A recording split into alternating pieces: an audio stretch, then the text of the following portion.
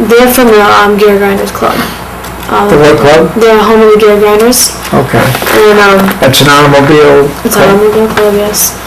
And they were kind of shocked at that, and then when they searched me, that's when people started coming up.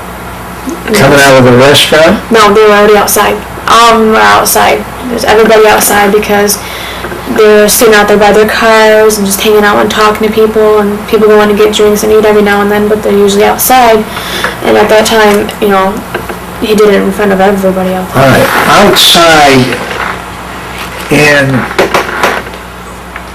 in relation to your car, what do you mean by outside? They were outside. Were they in the parking area where your car? Yes.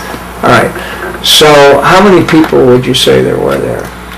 As best you can recall. I'd say there was probably about 20 or 30 that was actually watching because the whole other side couldn't see. But this side, it was divided. Like say I was on the left side. Everybody from the right side couldn't see, but everyone on the left side could, and there was like 20, 30 people that was just on that side. And what did they do or say? They were all kept trying to come up and tell him that wasn't right and that he can't do that, and that, you know, they didn't want him to leave or me to leave, and they were getting information, and he kept screaming at him to get the F back or you're going to jail. And the cop told him that you, right, and these were people that were not connected with you at the time. Isn't that right? All right. So now, what was the next thing that happened? After he searched me, he made Gino get back in the car, and then he told me to get in his car. At that time, I didn't know if I was going to go to jail or if I didn't know what he had wanted. When I got in the car, he pulled out a notebook, just pad of paper, wrote down Gino's information on his license, and then he just ran his license for to see what he was on probation for. All right. Did you, at that time, did he tell you how he came to be there? Yes, he did. What did he say? He didn't. I asked him. I said, is the reason you're here because Corey told you we were out here selling drugs and that's why you came? And he said, yes, that's exactly why. Corey being my ex-boyfriend. Who you had, at that time, a bad relationship with?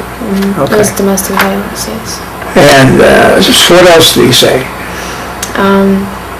I asked him that. Before then, he had said, are you telling me everything Corey's telling me is BS? And I said, yes. You know, you ask anybody that knows him or that has met him just one time and they're going to tell you he's a pathological liar. He exaggerates everything tenfold, and everybody can see that just by listening to him. And after that is when I asked him if Corey told him that, and that's why he came. Then after all this, he asked me if he could take me to my house to search the garage, and I had told him yes. I told him, I said, can I go tell someone to watch the restaurant before we do? And he said, yeah, go ahead. That time he got out of the car also, and I went and told Vicky, who was the owner of the Gear Grinders, to watch the restaurant. You were working with him, is that right? Yeah. Okay. When I walked back, I had seen the officer coming away from Gino, like walking back towards the car. I went to my mom's car instead of his car. All right, you got in his car and you drove to your mom's house, is that right? How far away was that? I'd say probably about not even 2 minutes. It's right there on Court Street. It's Court and Dork. It's the fourth house on Court. So. Okay, so it wasn't very far. No. Okay. All right, did he say anything to you on that drive? Not the way there, no. But when we pulled into my mother's house, he pulled at the very end of the driveway and he asked me if anybody was there. And I said, yes. And I said, you want me to go get her so you can talk to her? I asked if you can search the garage, and he said no. He said, just take me to the garage. So I took him to the garage, and he started waving the flashlight around. He wasn't really searching. He didn't pick anything up or look at anything, just, all right, okay. How long did that take? I'd say probably about a couple minutes, 2 minutes. It wasn't long at all. Okay. During that time, I thought my mother come home, but it was my sister. And that I later found out.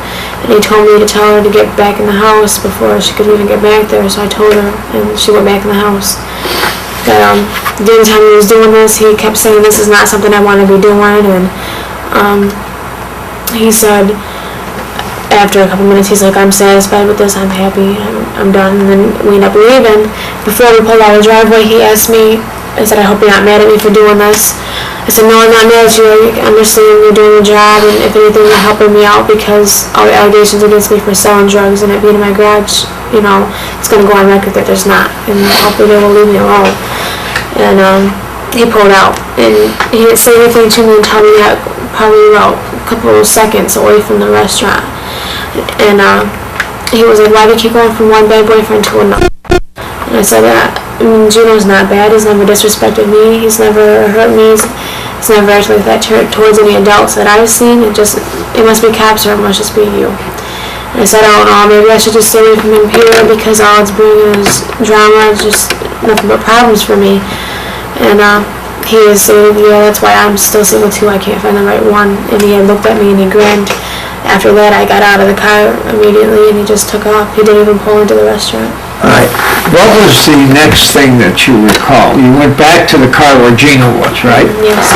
Did you tell Gino what had happened? No, he kept asking me what the cop said and what he did, and I was just too upset. I told him I didn't want to talk about it right now, and he got mad at me for that, and he ended up getting out of the car and walking. So I went straight to my mom's, and I went. You drove the car to your mom's, okay. I was crying and upset, and I told her what happened, and I changed.